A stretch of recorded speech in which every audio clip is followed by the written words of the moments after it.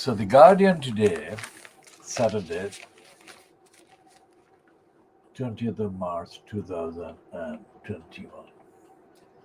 This is the picture of this man who has kept his daughters captive, imprisoned, had them kidnapped, assaulted, and all the rest of it. And there is still outstanding question about one of his daughters, whether she's alive or not. Now, the Guardian piece says that billionaire tax exiles, the British National Party, Saudi royals, and Gulf states have claimed millions of pounds in taxpayer-funded Farla money, the Guardian can disclose.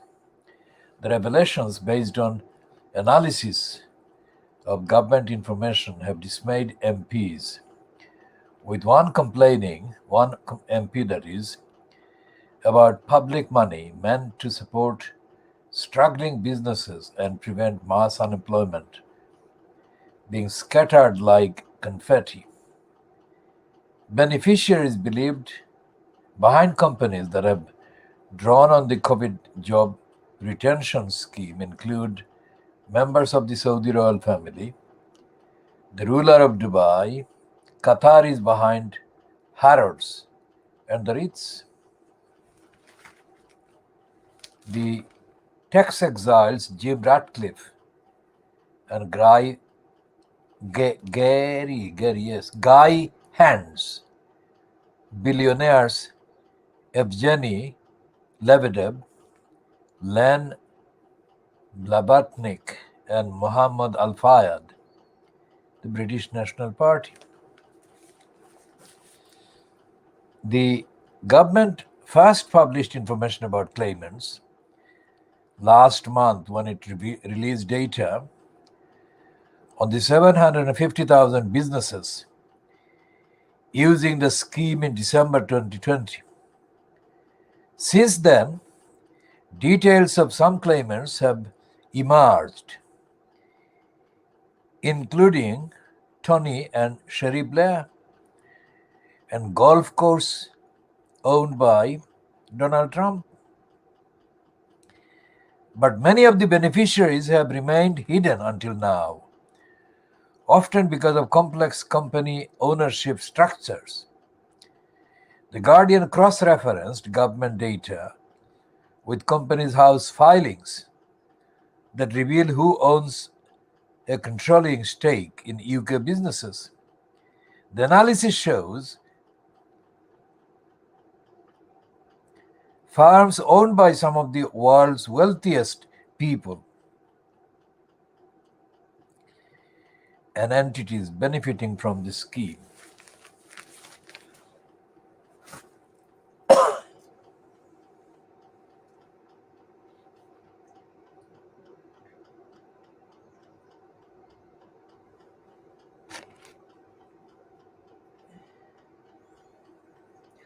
So that's a piece of the Guardian doing a reasonably straightforward report, but the Guardian's history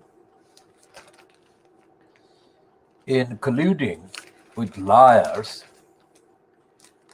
has been focused on again in the wake of the disclosure that Roy Grinslade, a long-time Guardian columnist and expert on the media, has been a secret supporter of bombing campaigns against British targets, civilians and others, by the IRA.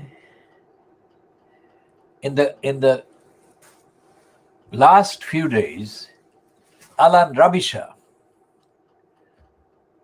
also known as Alan Rasrija, has resigned from a particular kind of board that he was appointed to in Ireland.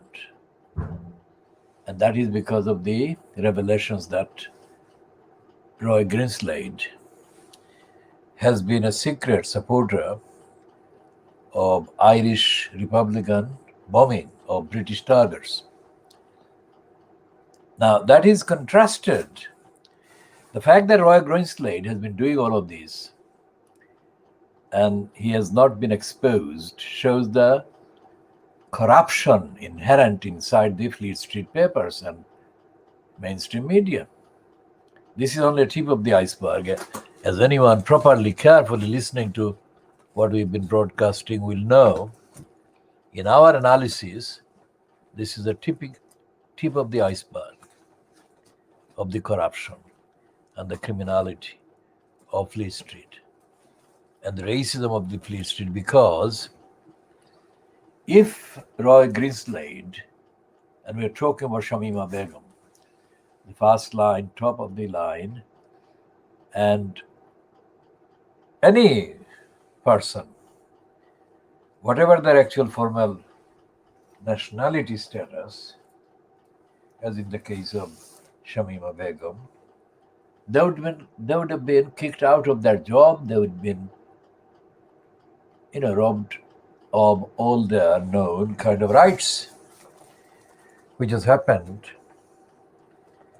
in the removal of the British nationality or citizenship from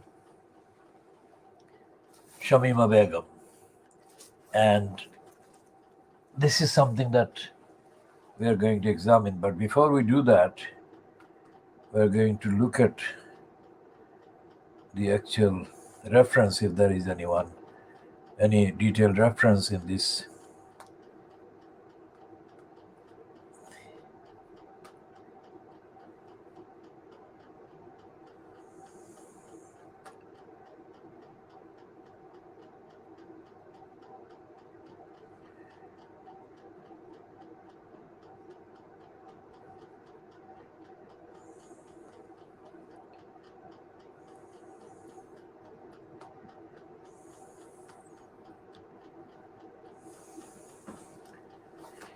So in the current fortnight's edition of the Private Eye magazine,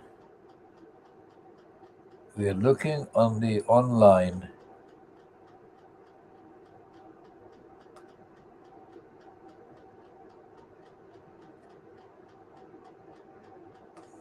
there is in the actual printed version, a piece about the Guardian, Alan Rusbridger, and Roy Greenslade.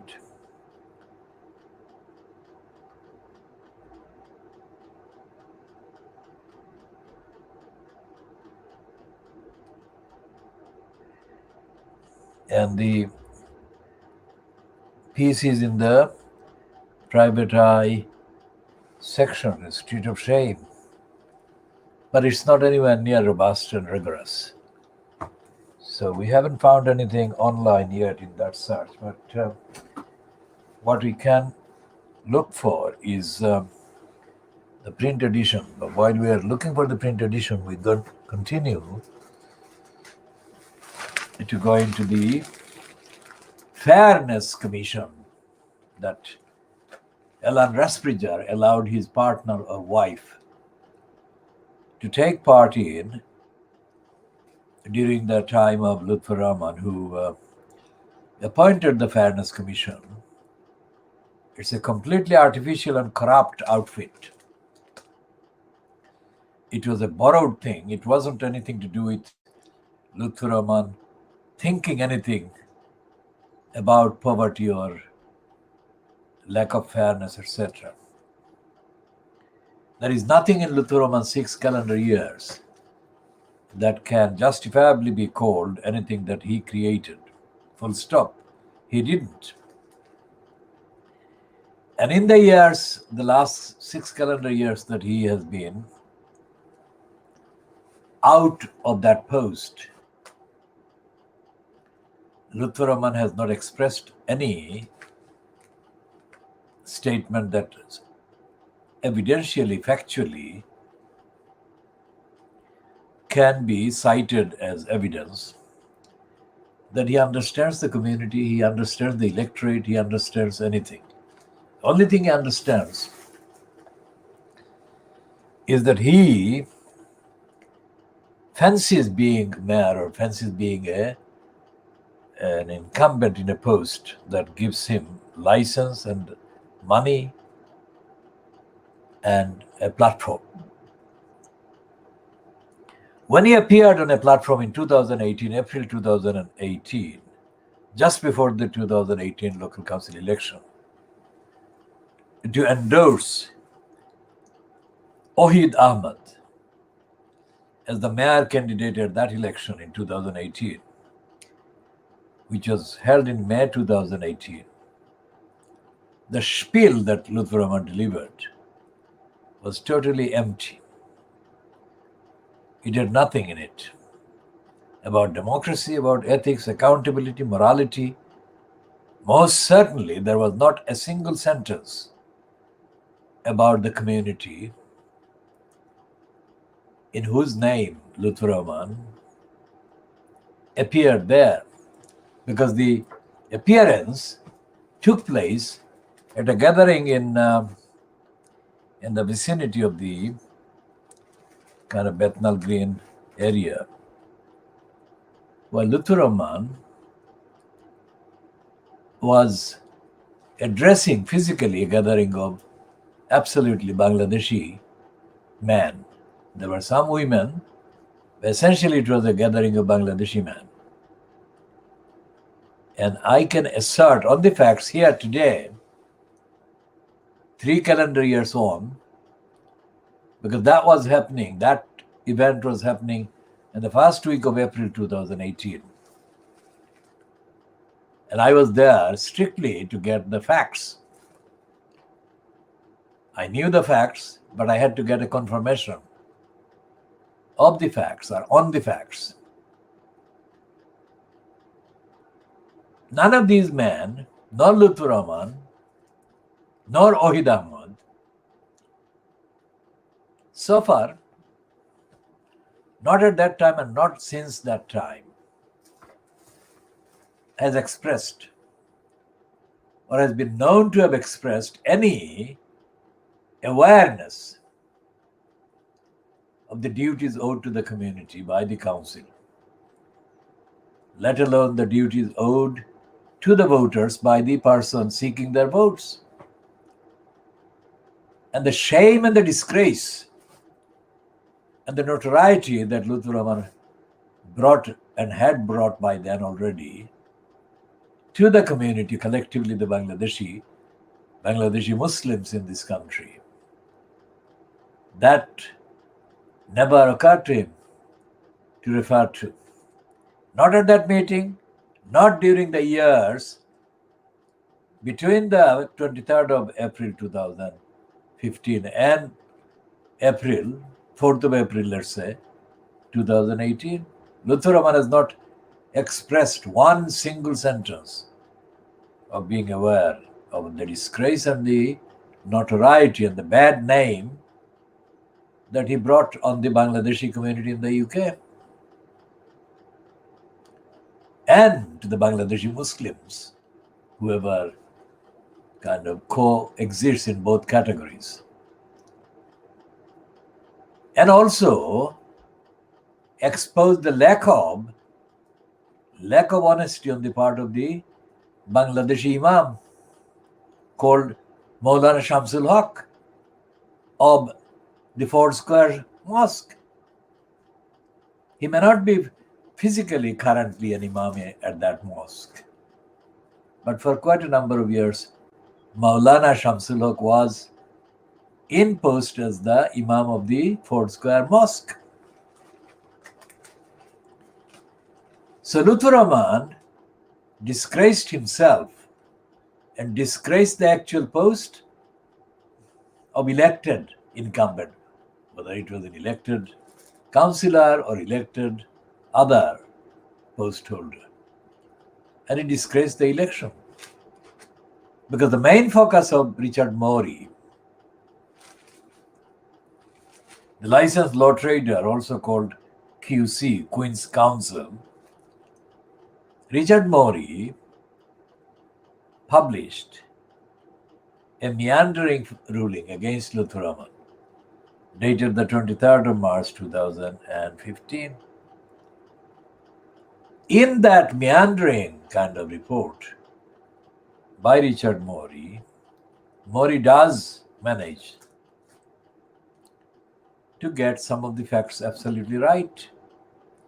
And the first fact that Morey got right was that Luthuraman was found to have behaved dishonestly. It's not me, it's not us, it's not a member of the community. It's actually somebody who's not a member of the community and was actually sitting in a legally set up post to look at the evidence of what Luthuraman had done wrong. And that person, Richard Morey, as I said before, had prejudices in various ways. But running through his main report and finding against Luthuraman is also the fact that despite his motive, the facts were undeniably compelling as to how corrupt and how dishonest and how in denial Luthuraman had been.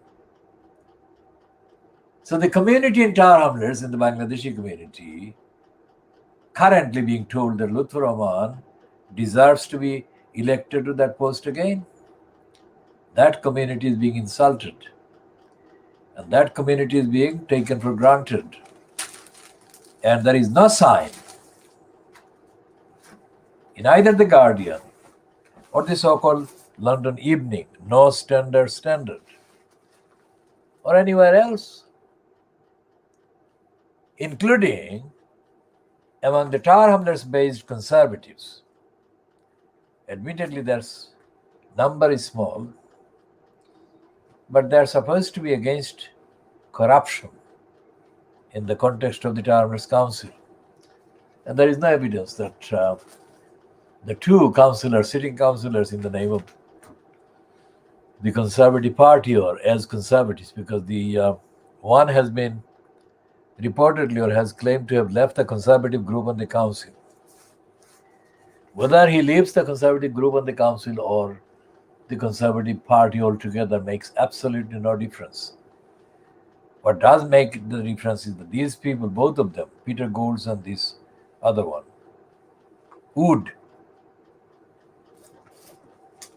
they claim that they are for honesty locally and that they are for transparency locally. And they are not making any waves, they are not making any serious or any impact at all in the narrative about the need to vote no at the May 2001 election or referendum against the post of corrupt mayor, the corrupt post of the corrupt mayor, elected mayor.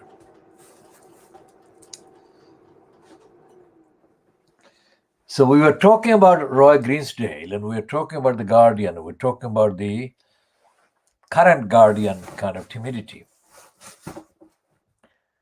What happened with Roy Greensdale is tip of the iceberg, but it's absolutely shocking evidence that a serving Fleet Street media expert and is part-time kind of or full-time whatever academic at the City University media department or whatever, that Roy Greensdale was able to do what he did. And he did all of that in the confidence that none of his citizenship rights would be taken away from him. And post facto, that is to say, even now, after the revelation, that for all those years he was kind of in hiding, as it were, in terms of propaganda, as supporter of the criminal wave of bombing against civilian targets across England. She's going to be kind of, Shamima Begum is going to be compared in our analysis with the likes of Roy Greensdale. And we are going to defend Shamima Begum's rights, entitlements. So notice this word entitlement, because we're going to look very deeply and extensively at that word that has been abusively used by the anti-Muslim, Muslim-hating, racist comments editor on the Daily Boris Graph today, Saturday, 20th of March 2021. And what we are looking at in the context of the kind of exemption, the impunity, the Roy Greenslade was allowed from accountability for his support of the actual bombing campaigns against British targets by the IRA or the provisional IRA, whatever the actual reality, whatever the real designation they assigned themselves, or the designation that legally is the correct one. What we are meaning is the same people, the groups that either call themselves provisional IRA or just the IRA. I mean, Roy Greenslade was never hesitant in condemning other people for betrayals and all the other stuff that currently are being rooted, that is ROUTED. I mean, passed on to, being moved on to and attached to Shamima Begum. She has not been accused of anything like the extensive role that Roy Greenslade has played in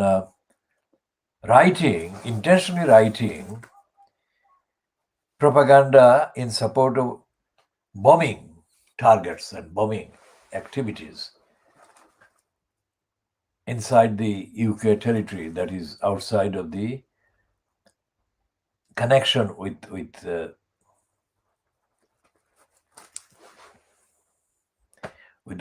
program that the provisional IRA actually carried out. So over a number of years, Roy Greenslade has been secretly writing propaganda for the bombing by the IRA of British targets.